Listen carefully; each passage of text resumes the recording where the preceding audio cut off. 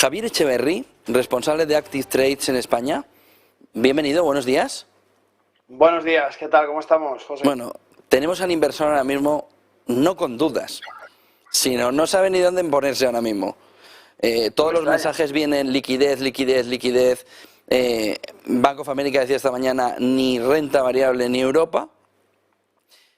¿Qué puede hacer el inversor? Es decir, ayer entiendo que tu planteamiento sería, cuando pasen estas cosas, que vayan a salir datos tan contundentes, quédate fuera, ¿no?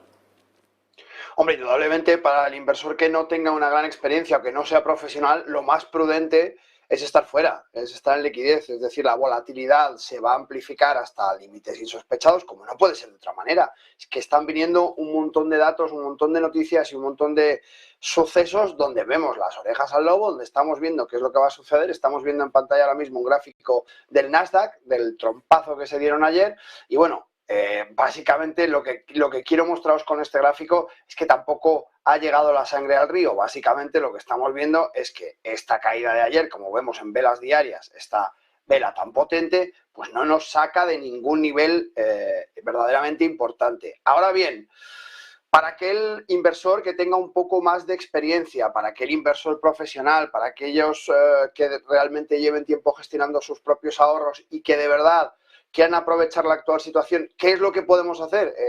Estamos en una situación muy complicada, hay mucha volatilidad, hay mucho miedo, pero ¿qué cosas sí que sabemos? Bueno, sabemos que desde luego tenemos una crisis energética, esto lo tenemos todos claros, no hay que ser inversor profesional, lo hemos oído hasta la saciedad.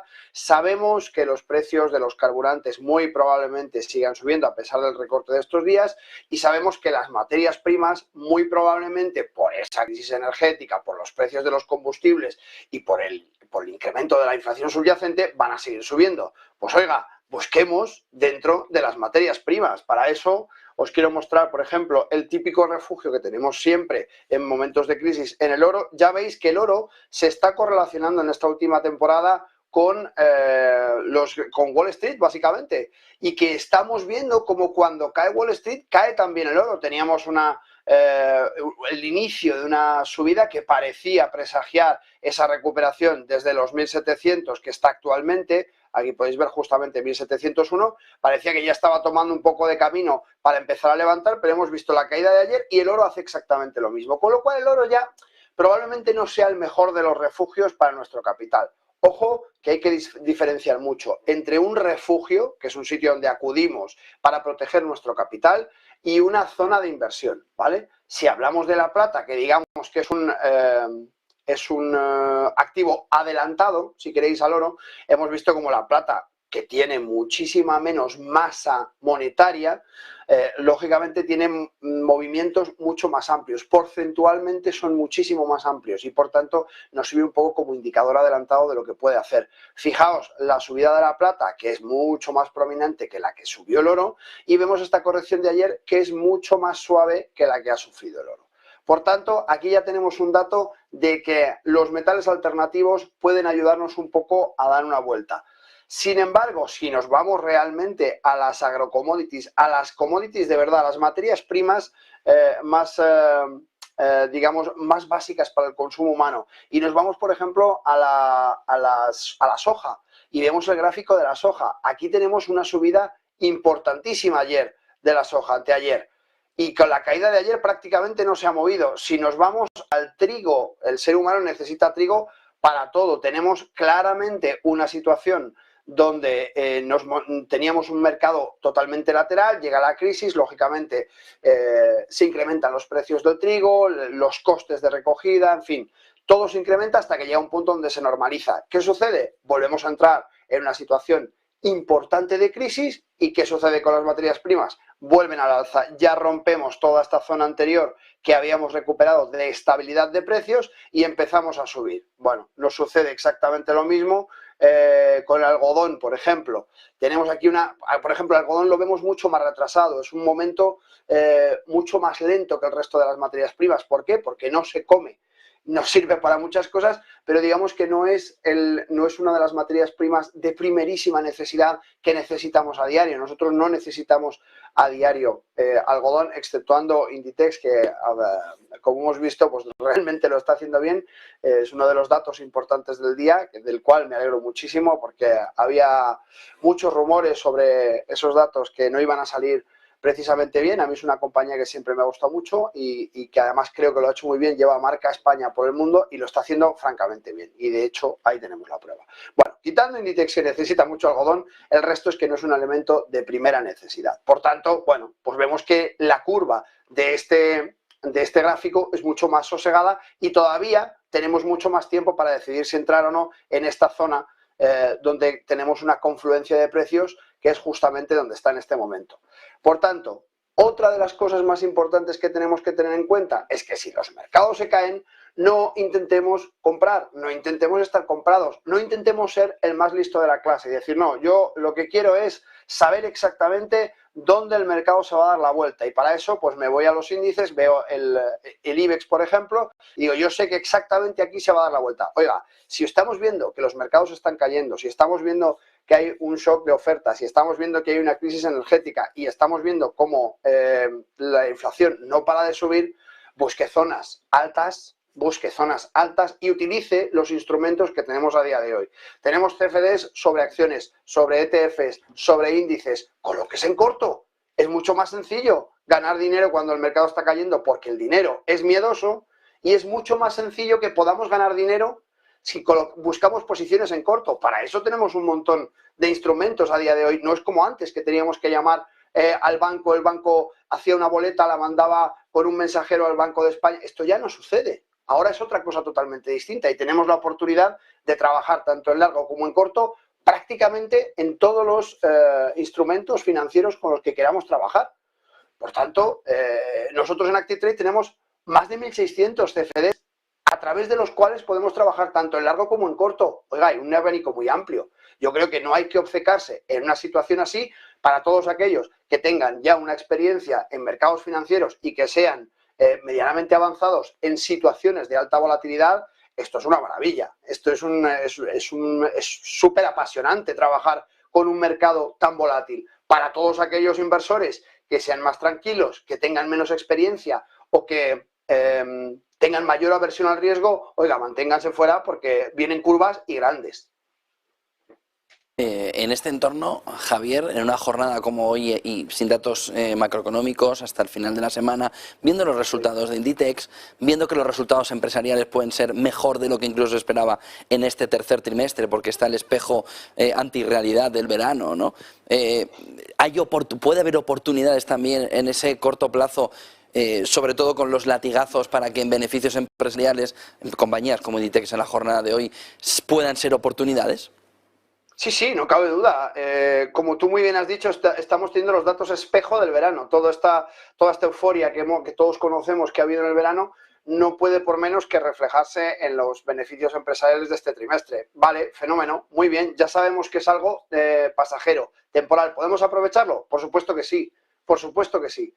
Y lógicamente las caídas de activos con buenos fundamentales que ahora tienen que presentar resultados en este trimestre, pues es bastante probable que hayan subido bastante. Lógicamente, ¿qué es lo que no va a haber subido en el verano porque estacionalmente no le ayuda o no le aporta nada? Pues las tecnológicas, por ejemplo. El verano no va a ayudar en nada a las tecnológicas. ¿Qué es lo que tenemos que tener cuidado o qué es donde no debemos esperar grandes movimientos alcistas? Pues en todo aquello que ha sido turismo, por ejemplo, las aerolíneas, que ha pasado el verano sin pena ni gloria. Tenemos a IAG descalabrándose de mala manera, tenemos Meliá también ha tenido un castañazo importantísimo, tenemos muchas de las compañías que estacionalmente en verano obtienen grandísimos resultados que se han caído muchísimo. Bueno, se han caído muchísimo porque en definitiva el turismo se ha movido mucho, pero los costes de empresa de estas compañías también se han elevado muchísimo. Claro, no solamente vale que viaje más gente, es que si a mí el queroseno para el avión me cuesta muchísimo más y todos los transportes, la mecánica y todo lo que tengo que sufragar como coste de empresa me sale mucho más caro, aunque se incremente el volumen de mis ventas, mi volumen de beneficio pues se tiene que ver resentido por fuerza. Al fin y al cabo, para mí el verdadero problema que tenemos ahora mismo es que no estamos atacando la base del problema, que es la crisis energética. Y la crisis energética no se puede intentar sufragar intentando negociar con Estados Unidos. Oiga, tenemos un montón de países sancionados que tienen crudo. Por ejemplo, yo lo digo como idea, evidentemente hay mil posibilidades. Claro, yo escucho, no, es que con Venezuela no se puede trabajar porque todas sus infraestructuras están destrozadas y entonces por más que levantáramos las sanciones sería imposible. Oiga, destinen todo ese dinero que están ustedes utilizando a mejorar las infraestructuras. Hagamos de verdad un frente global al problema de la crisis energética. Pero claro, si lo que pretendemos únicamente es incrementar las ventas entre Estados Unidos y Europa, pues no tomamos determinadas decisiones que ayudarían. No vamos directamente a la OPEP, no ayudamos a países que están bloqueados o que invertimos en... No se trata de ayudar, es que al final nos estamos ayudando a nosotros. O sea, esto no es un acto de caridad. Se trata de ver de qué manera podemos balancear esta crisis. Por tanto, bueno, lo que yo creo que al final tenemos que hacer es tirar un poco más hacia los organismos que de verdad pueden influir en esta situación, como es la OPEP, y ver de qué manera podemos trabajar conjuntamente para que el capital que estamos utilizando para salir de esta crisis sea utilizado en una zona, en un área donde de verdad tenga un impacto y no se diluya en acciones que son extremadamente cortoplacistas y que además estamos viendo que no funcionan. Solo un detalle más, Javier. Claro. Ayer había un informe que decía que el oro no acabará el año por encima de los 1.700 y que le veía una caída entre el 10 y el 15% de banca privada, el informe, en el que apuntaba además que los 1.500 eran un poco el estadio a medio plazo. ¿Cómo veis desde Active Trades ese movimiento del oro con la escasez que hay de oro ahora mismo en el mundo, con los bancos centrales queriéndolos comprar a tutiplén y con Rusia y China queriendo utilizarlo como valor de seguridad y de compra de reserva? Entonces, ¿cómo puede ser que en ese escenario caiga un 15%? Es que le has dado exactamente en el punto. Es que Rusia y China siguen comprando oro a expuertas. A mí que me manden un informe y me digan que el oro va a llegar a los 1.500, que os tengo marcado ahora mismo en pantalla, y que vemos que es una zona donde efectivamente hay una confluencia de precios, pero que además tampoco es la más significativa, porque si queremos buscar una confluencia de precios, tendríamos que irnos justamente a esta zona, que es la zona de los 1.455, con lo cual los 1.500 para mí es un valor psicológico que han dicho, pues...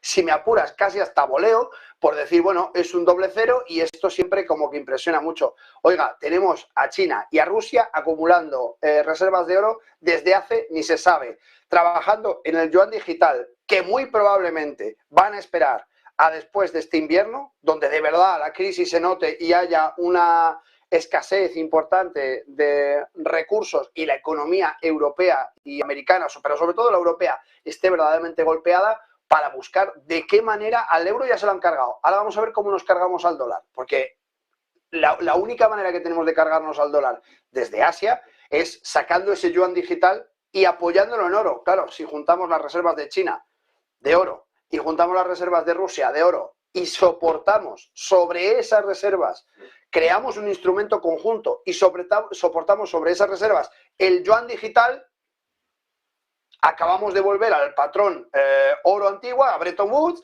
y acabamos de darnos cuenta cómo al fin y al cabo toda esta maniobra estaba perfectamente calculada y esperando el momento a que surgiera esta situación. Al final veníamos avisando un poco, ¿no?, al principio de esta guerra, cómo China ya había hecho acuerdos un mes antes para abastecerse de crudo y de gas, un mes antes de que iniciara la guerra entre Rusia y Ucrania. Pues hombre, a mí me parece que tampoco hay que ser un analista especialmente espabilado como para darse cuenta de que hay un plan en el que están trabajando desde hace mucho más tiempo del que estamos viviendo ahora mismo para sufragar esta situación y para cambiar un poco el equilibrio de poder.